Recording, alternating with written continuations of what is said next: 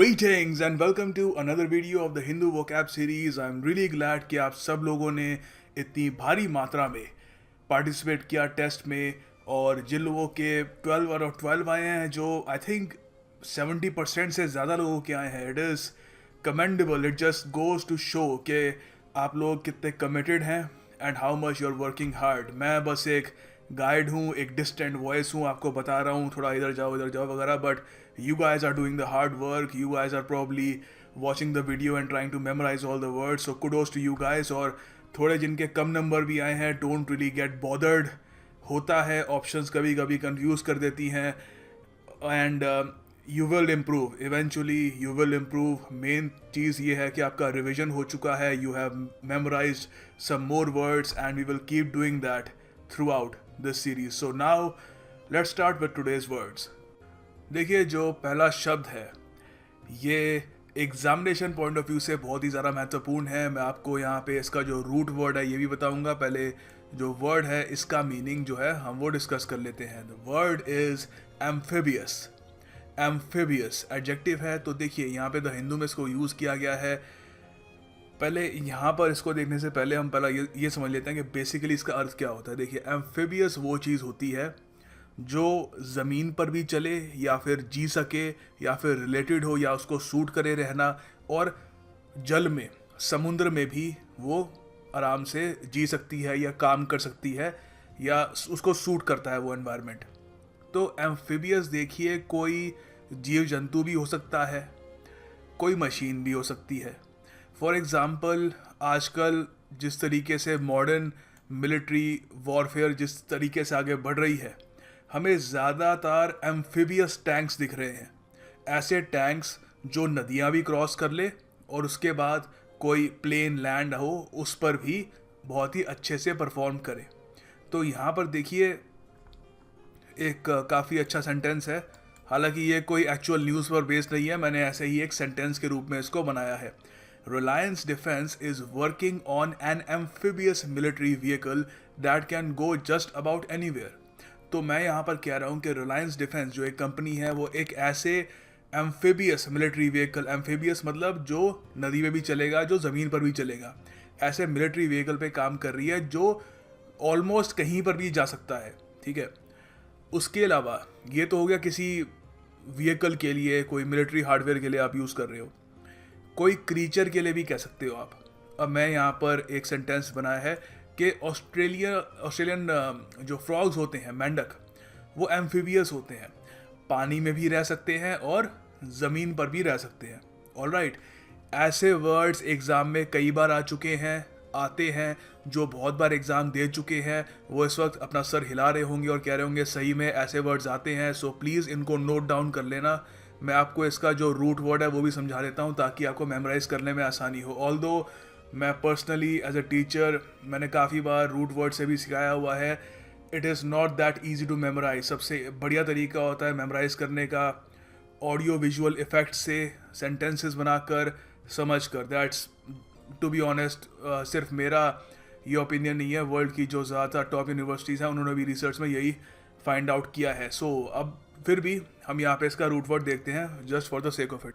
देखिए, amphi as a root word इसका मतलब होता है दोनों या दो। ठीक है, तो ये काफ़ी जगह यूज़ होता है। एक तो यहाँ पर है एम्फी बायोलॉजी। ये बेसिकली एक ब्रांच होती है जूलॉजी की जो कंसर्न होती है उन एनिमल से जो पानी पर भी रहते हैं और वाटर पर भी रहते हैं। ये भी लिख लेना, काम आ जाएगा। ठीक है, तो एम्फी यहाँ से याद कर लेना, मतलब दोनों, ज़मीन और पानी। उसके अलावा एम्फी थिएटर भी होता है। ठीक है, उसमें लेफ़्ट और राइट दोनों जगह लोग बैठते हैं। एक तरीके से इस टाइप का होता है एम्फी थिएटर।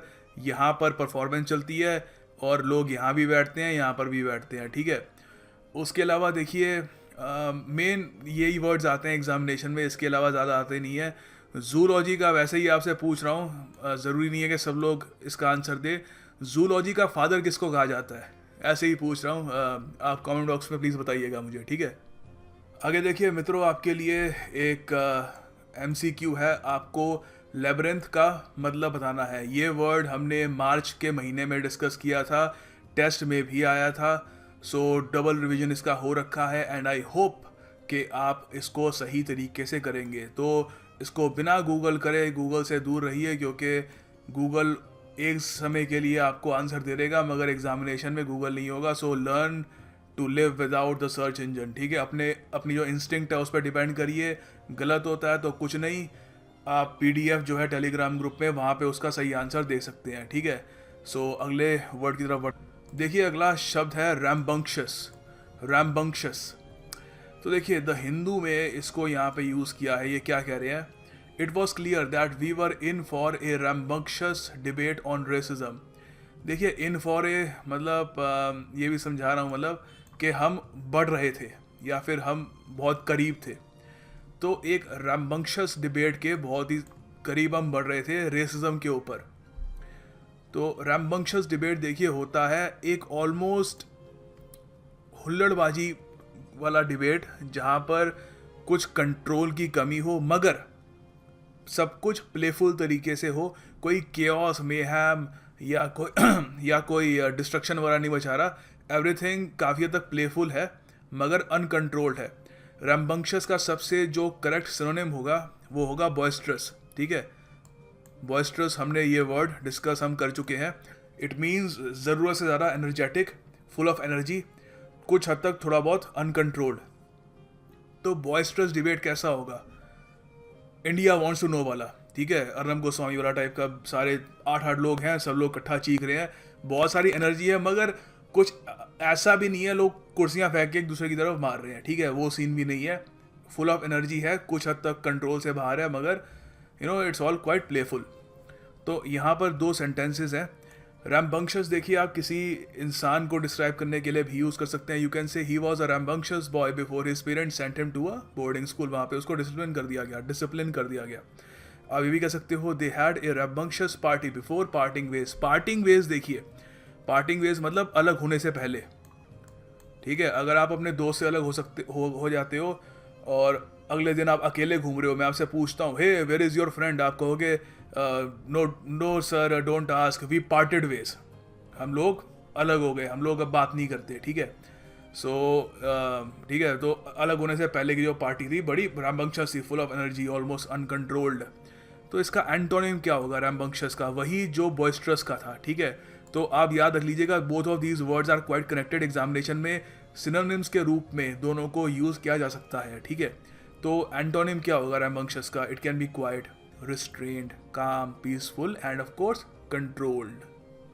देखिए आगे अगला वर्ड है प्राइमोर्डियल। प्राइमोर्डियल, तो यहाँ पे द हिंदू में इसको लिखा हुआ है इन लोगों ने, द प्राइमोर्डियल लॉयल्टीज। देखिए प्राइमोर्डियल होता है प्रथम, पहली, मगर ऐसा नहीं है कि रेस में कोई प्राइमोर्डियल आता है कि मैं प्राइमोर्डियल आ गया, नहीं। प्रथम, पहली, एज इन जो सबसे पहले जिसका ओरिजिन हुआ हो, जो सबसे पहले आई हो, मतलब जो एंशियंट हो, सबसे अर्लीस्ट हो, प्री हिस्टोरिक हो, ठीक है, ऑलराइट, एंटीक हो, प्राचीन हो, तभी तो वो फर्स्ट हुई ना, ये रेस वाला फर्स्ट नहीं है। तो यहाँ पर ऑफ कोर्स कह रहे हैं कि बहुत ही पुरानी लॉयल्टीज, बहुत ज़्यादा पुरानी, ठीक है। तो यहाँ पर कुछ सेंटेंसेस हैं। लाइफ, जिंदगी, seems to have originated in the primordial oceans that covered the earth 4 billion years ago। तो ऑफ कोर्स आपको पता होगा कि जो ज़िंदगी थी सबसे पहले माना जाता है according to Darwin's theory of evolution. अगर आप एक एथियस्ट हैं मेरी तरह और रिलीजन पे बिलीव नहीं रखते तो ऑफ कोर्स आप ये मानोगे कि ओशन में जो है लाइफ सबसे पहले ओरिजिन हुई थी और उसके बाद धरती पर फैली। उसके अलावा हम ये भी कह सकते हैं the primordial map of our planet was quite different from what it is today. तो आपको जरा पता होगा आज के टाइम में जैसे हमारे पास कॉन्टिनेंट्स हैं, वैसे ऐसे कॉन्टिनेंट्स थे नहीं। बहुत समय पहले अर्थ में एक सुपर कॉन्टिनेंट था, सारा ऑस्ट्रेलिया, अफ्रीका, एशिया, यूरोप, सब सारे कॉन्टिनेंट्स आपस में जुड़े हुए थे, ठीक है। तो वो मैप कैसा था? वो प्राइमोर्डियल मैप था, ठीक है, pre historic, earliest first map था वो, ठीक है। तो ये सुपर कॉन्टिनेंट का नाम क्या है मैं भूल गया, आई थिंक पी से था। कोई कमेंट सेक्शन में किसी को याद आ रहा हो तो मुझे बता देना, ठीक है। तो इसका एंटोनिम क्या होगा? एंटोनिम ऑफ कोर्स होगा इसका मॉडर्न, रीसेंट या एडवांस्ड। देखिए अगला शब्द है सुडोनिम। जी हाँ, पी साइलेंट है, हम इसको पेसुडोनिम या जो भी नहीं कहेंगे, इसको हम कहेंगे सुडोनिम। सुडोनिम नाउन है। देखो बहुत ही सुंदर शब्द है, सुडोनिम क्या होता है? अखबार में बहुत यूज़ करते हैं इसको, वेरियस टाइम्स, बहुत बार यूज़ कर रखा है इसको। देखो, सुडोनिम होता है एक फॉल्स नेम, एक पेन नेम। इनकॉग्निटो, गूगल में आपको पता है ना, एक इनकॉग्निटो मोड भी होता है और फिर नॉर्मल मोड होता है, ताकि आप वहाँ पे एनोनिमस रह सको। तो वहाँ पर आप एनोनिमस क्यों रहना चाहते हो? क्योंकि आप अपनी आइडेंटिटी छुपाना चाहते हो। और पेन नेम क्यों रखते हो आप? जैसे फॉर एग्जांपल यूट्यूब में कई लोगों ने पेन नेम रखा हुआ है, अपना असली नाम नहीं रखते। वो कोई रैंडम सा कोई नाम लिख देते हैं और कोई रैंडम सी प्रोफाइल लगा देते हैं, क्योंकि वो अपनी आइडेंटिटी रिवील नहीं करना चाहते। तो वो उनका जो रैंडम सा नाम है, कोई जैसे कोई मशहूर गुल्लाठी कोई यूज़र है यहाँ पे, या कोई और है, ठीक है, तो वो क्या है, मशहूर गुल्लाठी क्या है? उसका असली नाम तो नहीं है। दैट इज़ हिज सुडोनिम, एक निक नेम सा, एक मतलब प्रोफेशनल नेम सा है। तो ऑथर्स के भी, जो राइटर्स होते हैं ना, उनके भी सुडोनिम होते हैं। तो जैसे हिंदी के खूब सारे राइटर्स हैं, उनके सुडोनिम है, कईयों के निराला है, कईयों के कुछ है, कईयों का कुछ है। तो अब जैसे फॉर एग्जांपल अमिताभ बच्चन के जो फादर हैं, हरिवंश राय बच्चन, बच्चन उनका असली कोई सरनेम है नहीं, कोई नाम नहीं होता बच्चन। वो उन्होंने सुडोनिम निकनेम खुद बनाया था, वो बच्चन लिखा करते थे ज़्यादातर। ऑफ कोर्स बाद में वो एक सरनेम बन गया। तो यहाँ पर एक सेंटेंस है, he is a wealthy businessman so he uses a mask and a pseudonym to fight crime at night. ठीक है, यहाँ पे बताओ मैं किसकी बात कर रहा हूँ इस सेंटेंस में, ठीक है, ये मुझे बताओ कमेंट सेक्शन में। उसके अलावा आप ये भी कह सकते हो, I use a pseudonym online because I don't want anyone to know my true identity. मैं नहीं चाहता कि किसी को पता लगे कि मैं असल में कौन हूँ, इसलिए मैं एक सुडोनिम का इस्तेमाल करता हूँ। ऑलराइट, सो याद रखिएगा, एग्ज़ाम में बहुत बहुत बार आ चुका है। एग्जामिनेशन पॉइंट ऑफ व्यू से इसको सुपर वेरी इंपॉर्टेंट, इसको मार्क कर लेना, ठीक है, हाईलाइटर से याद रखना। और इसको ज़्यादातर डिफ़िकल्ट बनाने के लिए इसकी जो ऑप्शंस होती हैं ना, वो भी टफ दे देते हैं। तो मैं कोशिश करूँगा कि इस बार के जो टेस्ट है उसमें भी इस वर्ड को इंक्लूड करूँ। तो make sure you remember this, it's a very very important word. अच्छा देखो आगे, ये ईडीएम है मंकी ऑफ हिज बैक। काफ़ी इंटरेस्टिंग ईडीएम है। देखो, तो यहाँ पे द हिंदू का यहाँ पे एक ये टाइटल है, Sergio Garcia gets the major monkey off his back. देखो, मंकी ऑफ हिज बैक का मतलब कि उसको कोई प्रॉब्लम थी, कोई इरिटेशन थी, तो उसने उससे छुटकारा पा लिया, अब वो चली गई है, ठीक है। तो अब इसके अलावा एक और ईडीएम होता है इससे रिलेटेड, मंकी और बैक से related, have a monkey on your back. तो किसी को कोई प्रॉब्लम हो किसी भी तरह की, कि आपको लगता है वो प्रॉब्लम है, तो आप कह सकते हो कि that is a monkey on his back. On his back होगा ऑफ कोर्स। तो यहाँ पर एक पहले तो ये मंकी ऑफ हिज बैक पे एक सेंटेंस देखते हैं। By scoring a century Kohli finally got the monkey off his back. तो आपको पता है कोहली एक पुअर फॉर्म से गुजर रहे हैं, he has not been scoring as much as he used to. इतना स्कोर नहीं कर पा रहे जितना वो पहले स्कोर करते थे। तो उनकी जो मतलब, अब हम अगर उन्होंने अब सेंचुरी स्कोर कर ली तो he will be getting a monkey off his back. अच्छा, to have a monkey on your back का क्या सेंटेंस होगा? उसमें हम लिख सकते हैं, Prabhu is an alcoholic, he needs to get the monkey off his back. ठीक है, ऐसे कुछ भी डाल लो कि he is addicted to drugs, he needs to get the monkey off his back. कोई भी बैड हैबिट जो आपको लगती है, जो एक प्रॉब्लम है, ठीक है, उसमें वहाँ पे आप ये ईडियम फिट कर सकते हैं। And it's quite important as well, याद रखिएगा इसको। अब देखिए अगला वर्ड है मैलिस। मैलिस का क्या मतलब होता है? देखो, पहली बात तो किसी को याद है काफ़ी टाइम पहले द हिंदुस्तान टाइम्स में खुशवंत सिंह का एक आर्टिकल आता था।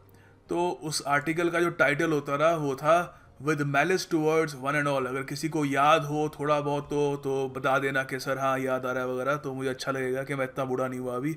सो देखो, तो बेसिकली इसका मतलब क्या था कि सबके प्रति दुर्भाव रखता हूँ मैं, किसी को छोड़ूंगा नहीं, सबके खिलाफ बोलूँगा मैं। तो बेसिकली बहुत खुल के बोलते रहे, किसी को छोड़ते नहीं थे। तो with malice towards one and all, तो मैलिस का मतलब यही होता है, कोई ऐसी विश कि किसी को आप हार्म करो या अपसेट करो। एग्जामिनेशन पॉइंट ऑफ व्यू से इसके सिनोनिम्स हो सकते हैं spite, spitefulness, hostility, animosity, bitterness, venom. Venom क्या होता है? वेनम मतलब जहर। सांप के अंदर क्या होता है? वेनम। विंडिक्टिव बिहेवियर, ये भी हो सकता है, ठीक है, विंडिक्टिवनेस। तो इसके दो सेंटेंस हैं, दोनों तरीके से बताऊंगा आपको इसको यूज़ कैसे करना है। एक तो देखो, आप कह सकते हो a saint bears no malice towards anyone, सीधी सी बात है, कोई सेंट हो वो किसी के प्रति कोई दुर्भाव नहीं रखेगा, क्योंकि अगर रखता है तो वो सेंट ऑफ कोर्स नहीं होगा। अब किसी को आप कहो कि कोई ऐसा इंसान हो जो दूसरों को हार्म पहुंचाना चाहता है, जो दूसरों को अपसेट करना चाहता है, तो आप क्या कहोगे?